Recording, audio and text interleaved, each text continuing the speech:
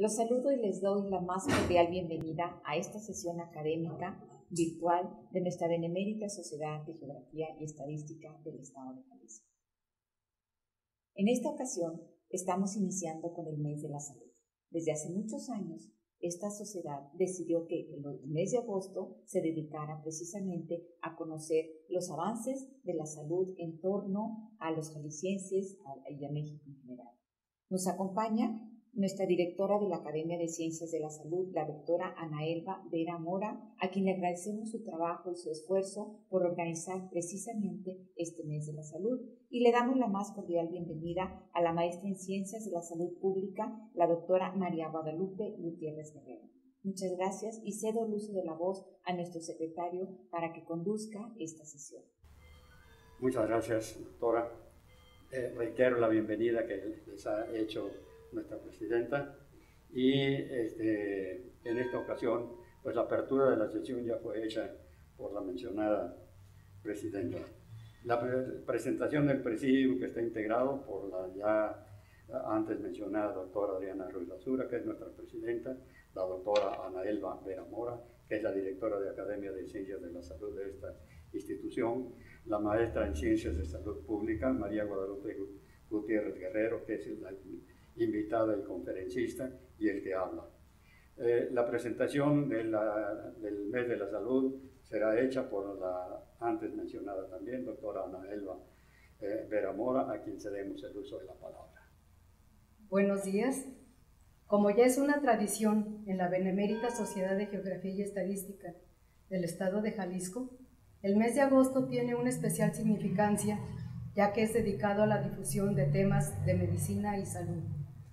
El presente año 2020 está marcado por la pandemia mundial del COVID-19 y sus múltiples repercusiones, por lo que es prioritario para esta benemérita sociedad aportar conocimientos que contribuyan a superar esta pandemia con un enfoque multidisciplinario. Este día, el mes de la salud pandemia 2020 inicia con la conferencia La epidemiología ante una pandemia, a cargo de nuestra invitada, la maestra en Ciencias, Salud Pública, María Guadalupe Gutiérrez Guerrero. En breve leeré su currículum. Para el martes 11 de agosto tendremos la conferencia Cuidados del adulto mayor ante el COVID-19, presentada por el especialista en geriatría, doctor Martín Dávalos Gómez. La tercera sesión, correspondiente al martes 18 de agosto, estará a cargo del doctor Ricardo Campos Cerda, médico especialista en neumología, y su ponencia, Testimonio de un médico ante el COVID-19. El ciclo de conferencias concluye el martes 25 de agosto con la conferencia Tanatología en tiempos del COVID-19, presentada por la licenciada en Psicología Lourdes de la Vega Armas. Recordamos que las conferencias son todos los martes del mes de agosto a partir de las 20 horas en la modalidad conferencia web o en línea. Ahora daré lectura al currículum de la doctora. La doctora María Guadalupe Gutiérrez Guerrero es originaria de Zapopan, Jalisco. Es médico cirujano y partero generación 71-77 de la Universidad de Guadalajara. Realizó la maestría de Salud Pública en la Universidad de Guadalajara, certificada como especialista en Salud Pública por el Consejo Nacional de Salud Pública, AC. Realizó diversos diplomados en investigación de los servicios de salud, en alta dirección de servicios de salud y múltiples cursos de epidemiología y administración de servicios de salud. Realizó actividad docente en investigación epidemiológica, salud pública, gestión en servicios de salud e información en salud en la Universidad de Guadalajara, en la Universidad del Valle de México y de capacitación de personal de salud en el Instituto Mexicano del Seguro Social. De 1982 a 1988, desempeñó diversos puestos de confianza en el DIF Jalisco, directora del Centro Jalisciense de Atención Integral al Anciano y posteriormente ocupó la subdirección general de ese organismo. De 1989 a 1990, Laboró como médico epidemiólogo en el Departamento Estatal de Epidemiología de la Secretaría de Salud, Jalisco. En 1990 ingresó al Instituto Mexicano del Seguro Social como médico epidemiólogo, ocupando puestos de confianza, jefa de servicio de epidemiología en el Hospital de Gineco-Obstetricia del Centro Médico Nacional de Occidente, experta en salud pública en la Dirección Regional de Occidente, coordinadora delegacional de salud pública, coordinadora delegacional de información y análisis estratégico y finalmente coordinadora delegacional de prevención y atención a la salud hasta el 2019, año de su jubilación. Participó activamente en los comités estatales de salud, de vigilancia epidemiológica, de prevención y control de enfermedades y en el de vacunación. Recibió 11 reconocimientos por su labor desarrollada. Entre ellos destacan el Premio Afore 21 Banorte Fundación IMSS y Premio al Mérito Médico en la categoría de Salud Pública. Con ustedes, la doctora María Guadalupe Gutiérrez Guerrero. Bienvenida, doctora. Buenos días. Agradezco mucho a la Benemérita Sociedad de Geografía y Estadística esta invitación. Creo que hablar de epidemiología ante las pandemias es un tema actual e inquietante. Y lo que he querido es traer una recopilación de lo que han sido las pandemias a lo largo de muchos años para darle a todas las personas que nos están escuchando un interés porque revisen y vean cómo la situación que estamos viviendo, pues a lo mejor la han vivido en tiempos anteriores con mucho más situaciones críticas que lo que nosotros estamos ahorita pasando. La historia de la metodología epidemiológica es fundamentalmente la crónica del desarrollo de 5 ideas. La enfermedad humana se relaciona con el entorno ambiental y en que vivimos. El recuento de los fenómenos naturales pueden ser más ilustrativos que su simple observación. Se puede utilizar experimentos naturales para estudiar la etiología de la enfermedad. Los experimentos naturales ocurren más frecuentemente de lo que se piensan y reflejan la tremenda heterogeneidad de la experiencia humana. Se puede utilizar experimentos reales en poblaciones humanas bajo determinadas circunstancias. Un poco de historia. Enfermedad y entorno ambiental. Hipócrates fue un médico griego nacido en la isla de Kos, Grecia, el año 460 y falleció en el 370 a.C. Fue visto como el médico más grande de todos los tiempos y basó su práctica médica en la observación del entorno y el estudio del cuerpo humano. Rechazó los puntos de vista de sus contemporáneos que consideraban que la enfermedad era producida por supersticiones, como la posesión de espíritus diabólicos o la caída en favor de los dioses, y sostuvo que la enfermedad tenía una explicación física y racional. Por eso se le considera el fundador de la medicina. La idea de que la enfermedad puede estar conectada con el entorno ambiental de la persona fue expresada hace más de 2400 años. Hoy en día, el concepto parece obvio, pero la claridad de su enunciado y su concordancia con los objetivos de la epidemiología de nuestro tiempo merecen cierto reconocimiento en su obra de los aires, las aguas y los lugares. Les leo una parte de esto. Quien quiera que desee investigar adecuadamente en medicina debe proceder así. En primer lugar, debe tener en cuenta las estaciones del año y los efectos que cada una de ellas produce.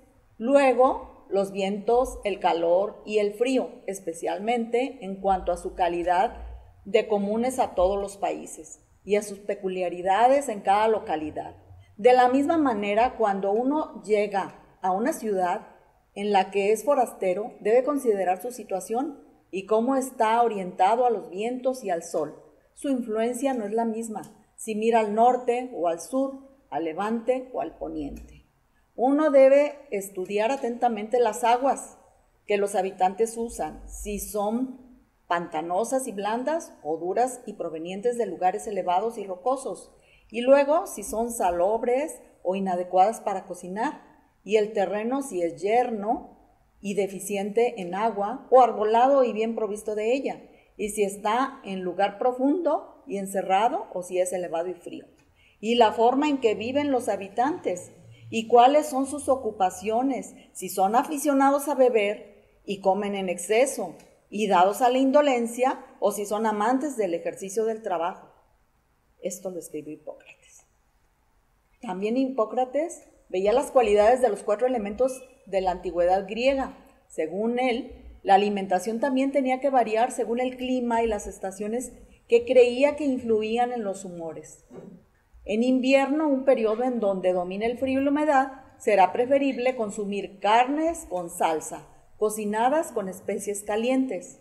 En primavera, cuando domina el calor y la humedad, se aconseja pasar poco a poco a los pucheros y a los asados y empezar a comer más legumbres verdes. En verano, cuando domina el calor, sería el momento de consumir carnes y pescados a la plancha, más ligeros, y preferir alimentos fríos y húmedos como el melón, la ciruela y la cereza. En otoño, un periodo en que empiece el frío, haría falta comer alimentos apetitosos y ligeramente ácidos para expulsar la melancolía, así como reducir el consumo del vino y frutas. La epidemiología es la ciencia que estudia la distribución de la enfermedad y de los determinantes de su frecuencia en los diferentes grupos humanos. Son 2 áreas separadas de investigación. La primera es el estudio de la distribución de la enfermedad, según patrones en edad, sexo, raza, geografía, etc. Investiga y describe la caracterización demográfica. Y la segunda es la búsqueda de los determinantes o causas de dicha enfermedad en función de su distribución. Se estudian los patrones de distribución según sus posibles factores causales. Las contribuciones específicas de la epidemiología son, por un lado, la concordancia entre las causas conocidas y las solamente sospechadas de una enfermedad, y por otro, el uso de los patrones mencionados como posibles factores causales. Y ustedes dirán, ¿y esa plantita de un pie con un agujero a qué nos referimos? Pues nos referimos a que el que estudia epidemiología tiene que caminar, tiene que investigar, no puede estar encerrado nada más observando estadísticas y compilando información. El estudio epidemiológico se hace en los lugares en donde están los enfermos, en donde están aquellas relaciones causales. Por eso es un zapatito con un agujerito. ¿Por qué? Por tanto, caminar y buscar estas relaciones. Los objetivos de la epidemiología: identificar e interpretar la distribución de la enfermedad, comprender mecanismos causales, incluir conocimientos a la historia natural de la enfermedad, elaborar propuestas para prevenir y controlar la enfermedad y servir de guía de los servicios de salud. Entonces, ¿cómo estudiamos esto? Estudiamos la presencia de riesgos y daños a la salud en las colectividades humanas. ¿A través de qué? De los estudios epidemiológicos, que pueden ser descriptivos, analíticos o experimentales. Estos estudios que identifican mecanismos causales y factores que inciden en la presencia de enfermedades y la situación de salud de la población. ¿Y qué hacemos con esta información? Contextualizan, cuantifican y explican patrones locales de la enfermedad. Reconocen riesgos y daños que contribuyen a la morbilidad y a la mortalidad. Seleccionan la información relevante y necesaria para que tomen decisiones. Emiten propuestas con acciones de prevención para controlar o erradicar las enfermedades y los daños a la salud. Y todo esto, ¿hacia qué va? A mejorar el estado de salud de la población con intervenciones concretas. Contar y medir. Otro antecesor en epidemiología fue William Farr.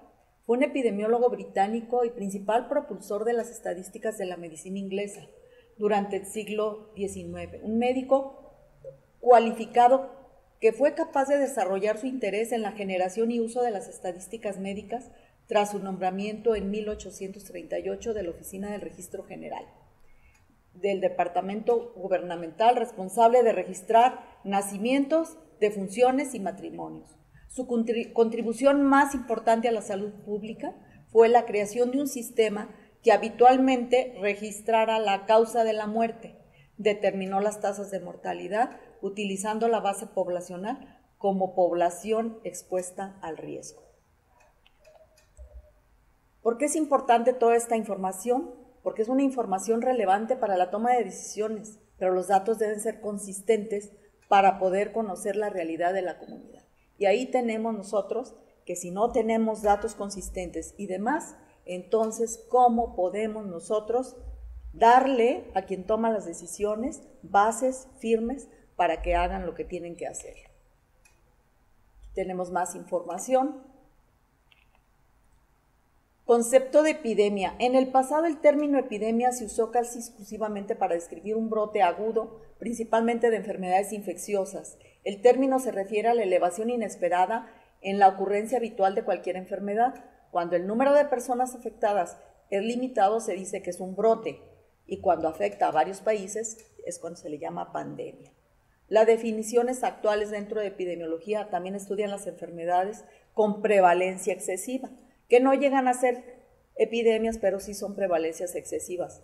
Algunos con características infecciosas, otras crónicas degenerativas y a veces asociadas a virus o microorganismos como el cáncer y patologías neurológicas o metabólicas como la diabetes y la obesidad.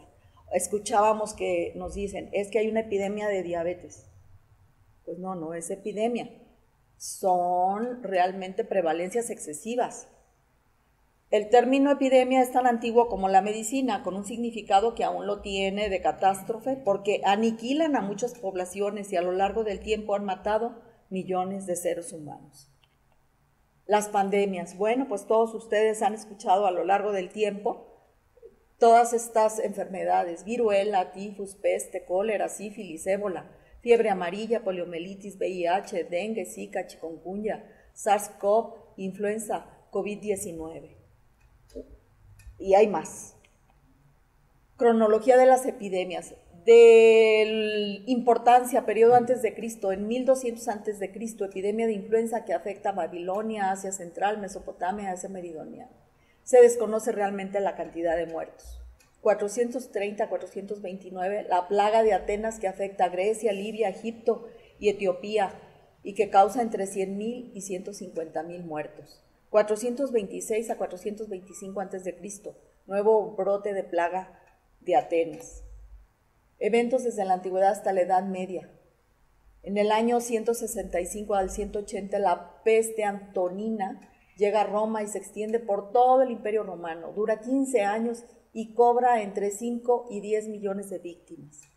En el año 249, la peste cipriana, procedente de Etiopía, cruza Egipto, el norte de África y llega a Roma. Prevalece 20 años y causa entre 3 y 5 millones de muertes. En el año 542, la peste, llamada la plaga de Justiniano, afecta el Imperio Bizantino. En 4 meses causa entre 25 y 50 millones de víctimas. El 40% de la población fallece. Se extiende por África, Asia y Europa.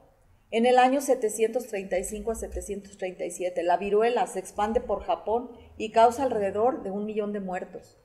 1346 a 1353, la pandemia de peste negra cobra alrededor de 100 millones de víctimas, entre el 40 y el 60% de la población de Europa.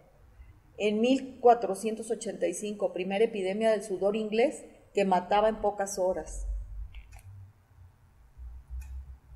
En 1518, epidemia del baile. Es una extraña epidemia ocurrida en julio de 1518 en la ciudad de Estrasburgo, Francia. Fue el escenario donde una muchedumbre estuvo bailando durante semanas sin poder parar en medio de gestos de dolor y desesperación a causa de un episodio de histeria colectiva.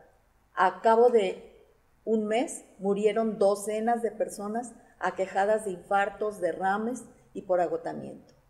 En 1520, los indígenas de América son diezmados por la viruela que cobra más de 50 millones de vidas.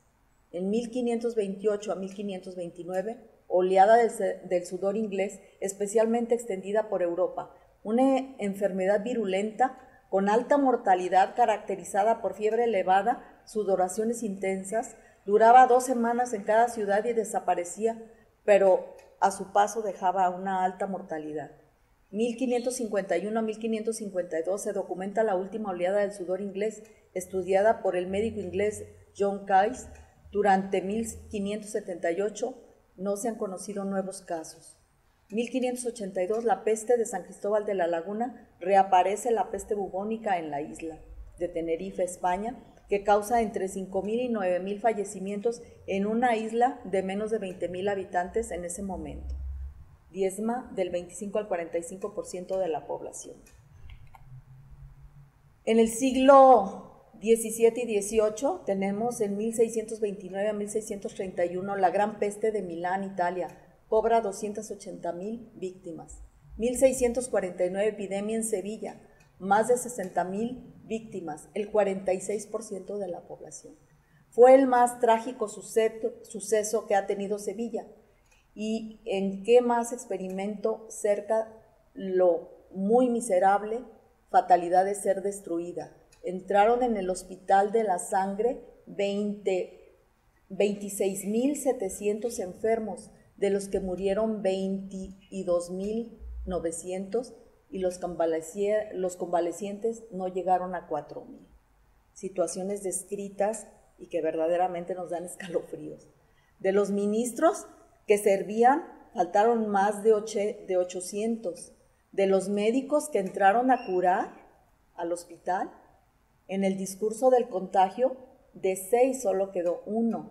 De los cirujanos, de 19 que entraron, quedaron vivos 3. De 56 sangradores quedaron 22. Fue después de las inundaciones del 4 de abril de 1649 cuando el pueblo de Sevilla comenzó a quejarse de vaidos, náuseas y otros accidentes del estómago. El 21 de mayo del mismo año se decreta prohibición de entrada en Madrid de personas y bienes procedentes de Sevilla.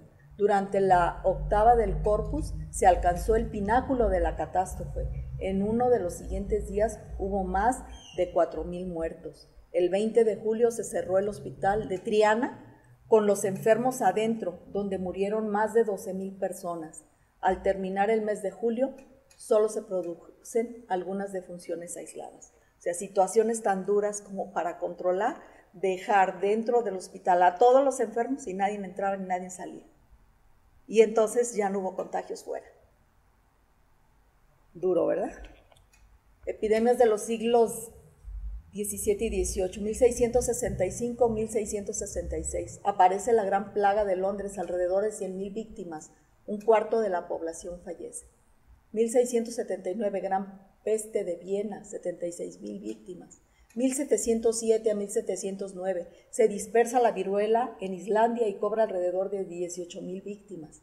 1720 a 1722, aparece la gran peste de Marsella que provoca entre 90,000 y 120,000 víctimas. 1770 a 1772, se conoce la epidemia de peste rusa, 1770, también conocida como la peste de Moscú. Ya en el siglo XIX tenemos nosotros de 1817 a 1824 la primera pandemia de cólera importada de India por tropas británicas. 1820 a 1835 segunda pandemia de cólera. 1852 tercera pandemia de cólera. 1856 cuarta pandemia de cólera. 1870 a 1875 epidemia de viruela en Europa. 1881 quinta pandemia de cólera. 1889-1890, la gripe rusa comienza en Rusia y se extiende rápidamente por toda Europa. Alrededor de 1 millón de personas mueren. Hablando ya de cólera, tenemos nosotros los precursores en la epidemia del cólera. John Snow, en Londres, en 1854, establece la relación de la epidemia con microorganismos. Louis Pasteur, en Francia, en 1860, demuestra la teoría bacteriana contra la generación espontánea. Roberto Koch, Egipto, 1883, observa la bacteria por primera vez durante un brote diarreico. Vemos nosotros al John Snow investigando. 1854, él identificaba que algo pasaba con el agua, algo estaba pasando. El estudio de la bomba in situ demostró que 20 pies abajo tierra, una tubería de alcantarillado pasaba a escasa distancia de la fuente de agua de la bomba, existiendo filtraciones entre ambos cursos del agua. Las denuncias del mal olor del agua emitidas por los vecinos tenían ahora una explicación lógica. 9 de octubre de 1854, las personas iban a los pozos y entonces de ahí tomaban su agua. Y aquí tenemos resumen de sus estudios, viendo que había 2 compañías que surtían de agua a Londres. Y entonces veía cómo en una de las compañías había 1.283 casos en la zona que esa compañía distribuía, y en donde distribuía la otra compañía solamente 98 casos. Entonces, primero decían, ¿será la compañía? Pero después se enteraron que no, que lo que pasa es que la fuente de donde sacaba el agua una compañía y la otra era diferente. También estudiaba los casos, a ver en dónde se presentaban más, pero al principio había, las 2 compañías surtían en diferentes, en ciertos conglomerados, pero las 2. Y entonces por eso había lugares en que ambas, ahí en el cuadrito dice, ambas presentaron 1.422 casos. Entonces sí se presentaban también en la otra compañía. ¿Qué fue lo que hicieron después? Separaron la fuente y entonces ya definitivamente una de las compañías que se quedó en la fuente contaminada fue la que estaba generando casos de cólera. Aquí vemos nosotros a Roberto Koch, que fue un microbiólogo alemán, observando la bacteria en forma de coma. Esto es en un brote de diarrea en Egipto. Médico alemán, andaba en Egipto en la búsqueda de las relaciones causales, ¿sí? En la búsqueda de la etiología. Epidemias del siglo XX, 1918-1919. La pandemia de 1918, conocida como gripe española, influenza del virus A, subtipo H1N1, causa aproximadamente 50 millones de víctimas. Se considera una de las pandemias más devastadoras de la historia y se calcula que afectó a 500 millones de personas, es decir, 1/3 de la población mundial. Inició en Estados Unidos y Francia, y como ambos estaban luchando en la Primera Guerra Mundial, se mantuvo en secreto. Y España, como era un país neutral, tenía libertad de prensa, por lo que fue el primero en reportar la existencia de la pandemia. Por eso se dice que era la influenza española, pero realmente donde inició fue en Estados Unidos y en Francia. Los más afectados de esta influenza eran las personas entre 20 y 40 años. Sin embargo, nunca se supo el motivo de por qué este grupo era el más vulnerable. Las teorías sobre el extraño comportamiento de la pandemia de gripe de 1918 son que las personas de edades avanzadas podían haber tenido anticuerpos de brotes anteriores y que el hacinamiento masivo de soldados durante la Primera Guerra Mundial, especialmente en el transporte de tropas, fue un factor que ayudó a que la prevalencia fuera mayor en estos grupos de edad. En esos años no existían vacunas o antibióticos para tratar las enfermedades secundarias que podían asociarse al virus. Es por eso que los motivos para limitarlo eran cuarentenas, buena higiene, usar desinfectantes y no acudir a lugares públicos con muchas personas. Epidemias del siglo XX. 1919, la gripe porcina se detecta como una variante de la AH1N1, considerada en la actualidad como estacional. 1957 al 58, gripe asiática causada por el virus H2N2, mata a 2 millones de personas. 1962, epidemia de la risa en Tanganica, actual Tanzania, aproximadamente mueren 1,000 personas afectadas.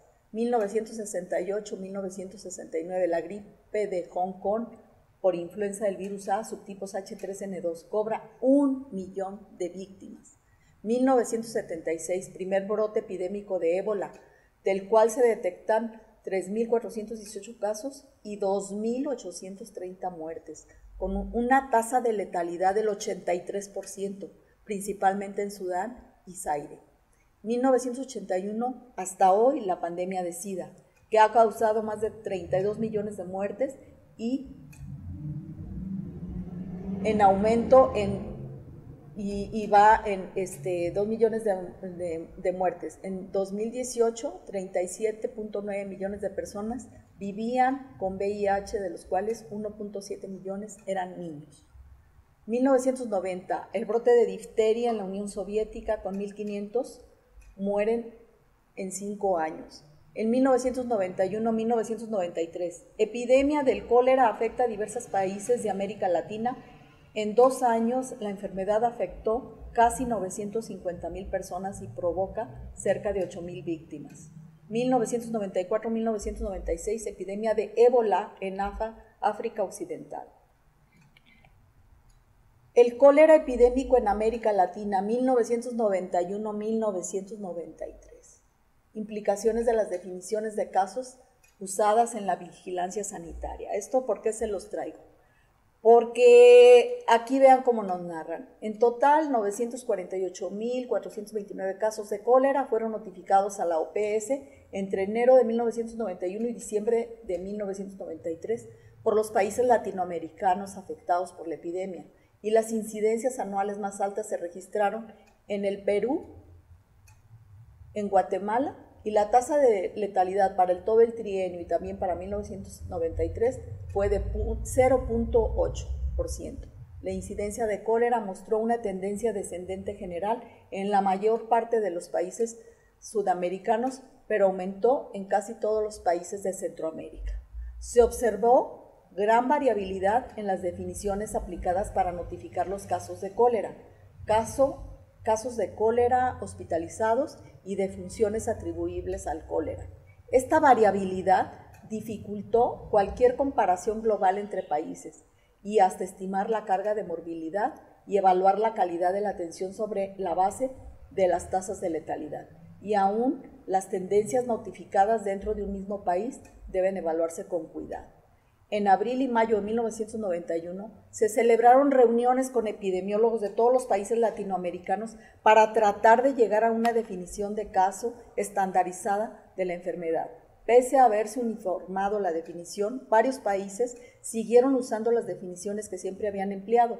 Por consiguiente, este elemento fundamental de la vigilancia epidemiológica, la definición de lo que constituye un caso, siguió formulándose individualmente en cada país. Entonces, ya no son tiempos tan antiguos, ya en 1991, 1993 nosotros ya andábamos por ahí, y sin embargo esta necedad de no querer en términos de unificar forma de contar, de medir, nos trajo a una epidemia de cólera que tenía una variabilidad que realmente no te podías explicar. Y lo vemos en sus tablas, ¿no? Este cuadro pues está muy lleno de datos, pero cuando uno observa estos datos tan diferentes en los países y que ves tú que la incidencia está tan disparatada en América del Sur, en algunos de 0.2 de incidencia, otro 126 de incidencia, otro 295, pues todo esto fue generado precisamente porque no se alinearon a la OPS y a la OMS para estas definiciones de casos, no notificaron realmente lo que estaba pasando en cada uno de sus países. Epidemias del siglo XXI. En 2002, el síndrome respiratorio agudo severo, SARS-CoV, que afectó a 26 países en 2003 y origina más de 8,000 casos, con una tasa de mortalidad global de alrededor del 13%. El síndrome respiratorio agudo severo, SARS, es una enfermedad respiratoria viral causada por un coronavirus asociado al SARS. Se identificó por primera vez a fines de febrero de 2003 durante un brote que surgió en China. Fue la primera nueva enfermedad grave y fácilmente transmisible a surgir en el siglo XXI. Mostró una clara capacidad de propagación a lo largo de las rutas de los viajes aéreos internacionales. Es en este siglo XXI cuando la movilidad aérea ha sido tan importante, que por eso ahorita esta experiencia de esta pandemia fue tan rápida y tan explosiva, precisamente por esta movilidad de los viajes aéreos. 2005, la gripe aviar en su cepa H5N1 se convierte en una amenaza de pandemia cuando se producen los primeros contagios en seres humanos. 2009-2010, la pandemia de influenza A, H1N1, cobra la vida de entre 150,000 y 575,000 personas en el mundo. Fue categorizada por la OMS en 2009 como una pandemia por tener casos en 74 países, tras 4 décadas sin tener una enfermedad de tal magnitud. Este tipo de influenza se identificó en Estados Unidos en abril de ese año y se propagó rápidamente en ese país. Luego pasó a México, pero fue México el primero, por eso en aquellos tiempos, que no son hace mucho, decían que México era el centro, pero realmente después, viendo los registros, esto inició en Estados Unidos. 2012 a 2015, síndrome respiratorio de Oriente Medio es detectado en Arabia Saudita. Hasta mayo del 2013 se produce casos en más de 7 países, incluyendo Qatar, Túnez, Alemania, Francia y Reino Unido. El virus infectó a casi 1,000 personas y mató a más de 500, un 50% de letalidad. 2013-2016, la epidemia de ébola comenzó con un brote en Guinea en marzo y se extendió en los meses siguientes a Liberia, a Sierra Leona. Posteriormente alcanzó a Nigeria, Senegal, Reino Unido y Estados Unidos. Su alta tasa de mortalidad y la ausencia de cura produjeron más de 4,500 víctimas en medio año. 2015-2016, el virus del Zika afectó a toda Latinoamérica con varios millones de infectados y miles de bebés nacidos con microcefalia. No se ha podido relacionar con certeza la microcefalia con el virus del Zika. La cifra de muertos se calcula en 4,030. Aún siguen los estudios epidemiológicos, los seguimientos muy cercanos para identificar si hubiera realmente esta relación de microcefalia. 2018-2020, la epidemia de ébola de Kibú en la República Democrática del Congo comenzó con un brote en agosto y se extendió en los meses siguientes a Uganda. Fue la segunda epidemia de ébola más grande de la historia. Estamos hablando del siglo XXI. La provincia afectada y área general se encuentra en un conflicto militar, lo que obstaculiza los esfuerzos de tratamientos y prevención. El director general de la OMS, el director general adjunto de preparación y respuesta ante emergencias de la Organización Mundial de la Salud, describió la combinación de conflicto militar y angustia civil como una posible tormenta perfecta que podría llevar a un rápido empeoramiento del brote. Y así fue. Los trabajadores de la salud tienen que enfrentar con noticias falsas y otra información errónea difundida por políticos opositores. Híjole, como que no suena, ¿verdad? Cercano. Debido al deterioro de la situación de Kivu Norte y las áreas circundantes, la Organización Mundial de la Salud elevó la evaluación del riesgo a nivel nacional y regional de alto a muy alto, el 27 de septiembre del 2018 en abril del 2019. El brote se consideraba una emergencia de salud pública de interés internacional. Y aquí vemos nosotros las estadísticas. La República Democrática del Congo, antes llamada Zaire, son sus diferentes brotes que ha tenido, brotes y epidemias de virus del ébola.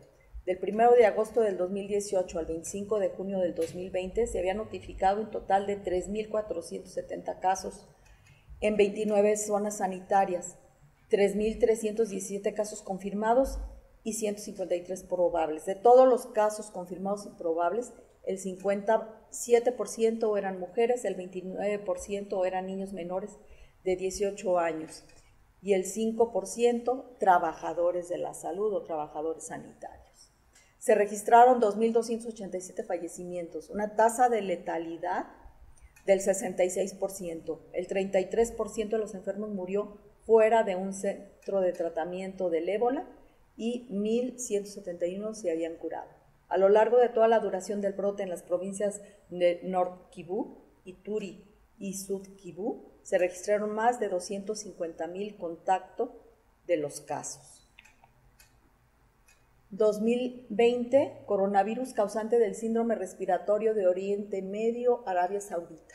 Entre el 1 de abril y el 31 de mayo de 2020, el Centro Nacional de Enlace para el Reglamento Sanitario Internacional de la Arabia Saudita notificó 9 casos de infección por MERS-CoV, 5 de ellos mortales. Los casos se notificaron en las regiones de Riad, 7 casos, Asir 1 caso y Septentrional 1 caso. La mayoría de los casos notificados eran varones con edades comprendidas entre los 40 y 96 años.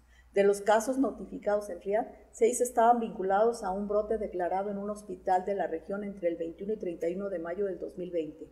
El caso índice de un paciente recientemente ingresado y 5 casos secundarios detectados mediante el rastreo de contactos. Uno de los casos secundarios era el profesional de la salud, mientras que los otros 4 eran pacientes ingresados por otras afecciones de salud. Los 4 pacientes tenían edades superiores a los 75 años. Todos los casos notificados tenían comorbilidades, excepto el profesional de la salud. Y esta situación también la vemos ahora. Del 2012 hasta el 31 de mayo del 2020, el número total de casos de infección por MERS-CoV confirmados en laboratorio que han sido notificados a la OMS a nivel mundial es de 2.562, de los que 881 han sido mortales. Esta cifra mundial refleja el número total de casos confirmados en laboratorio notificados a la OMS hasta la fecha en virtud del Reglamento Sanitario Internacional. 2019-2020 tenemos la pandemia del COVID-19, un nuevo tipo de coronavirus, SARS-CoV-2, fue detectado en el continente asiático a finales de 2019. El virus causante de la enfermedad por coronavirus o COVID-19 produjo un brote epidémico de aquella enfermedad en la ciudad de Wuhan, capital de la provincia de Hubei, al oeste de Shanghái, China. Fue declarado pandemia desde el 11 de marzo del 2020. Bueno, pues todos ustedes ya conocen cifras, todos ustedes están dándole seguimiento porque estamos inmersos en esta pandemia, ¿sí? Y ahí vemos que ya para el día de hoy, ahí se reportan 16 millones de casos, pero para el día de hoy ya son probablemente 17 millones de casos en todo el mundo. México, 6º lugar en contagios, 4º lugar en mortalidad y una tasa de letalidad del 5.2%. Gracias por su atención y recuerden, está en nuestra responsabilidad bajar la movilidad a lo estrictamente necesario, mantener nuestra sana distancia, utilizar cubrebocas y caretas, el lavado frecuente de manos, limpieza y desinfección de superficies, no politicen la pandemia, infórmense sobre el avance mundial de la pandemia. Espero les sea de utilidad esta información y quedo a sus órdenes. Muchas gracias, doctora María Guadalupe Gutiérrez Guerrero, por su excelente presentación. No cabe duda que las epidemias, las pandemias, los virus, los brotes siempre han estado acompañando al ser humano durante su evolución, durante su desarrollo. Y se me hacía curioso que usted mencionó que en el siglo XIX ya hablaban de la lejanía entre las personas, de evitar los conglomerados, de una serie de medidas que estamos actualmente utilizando ahorita. Entonces, esto no es nuevo, esto siempre nos ha acompañado, pero pareciera como que la memoria del ser humano es muy corta y se nos olvida de todas estas situaciones que hemos padecido y que tantas personas desafortunadamente han fallecido por no tener la información veraz, oportuna, de cómo evitar este tipo de situaciones. Entonces, muchísimas gracias, doctora. Obviamente haremos lo que nos aconseje y seguiremos con la sana distancia, con el lavado de manos, con el tapabocas, con todas las medidas necesarias para eso. Bien, pues entonces les agradezco mucho su presencia y los esperamos en la próxima sesión del próximo martes, donde tendremos la presentación del doctor Martín Dávalos Gómez con el tema Cuidados del adulto mayor ante el COVID-19. Muchas gracias por su presencia y que pasen muy buena noche.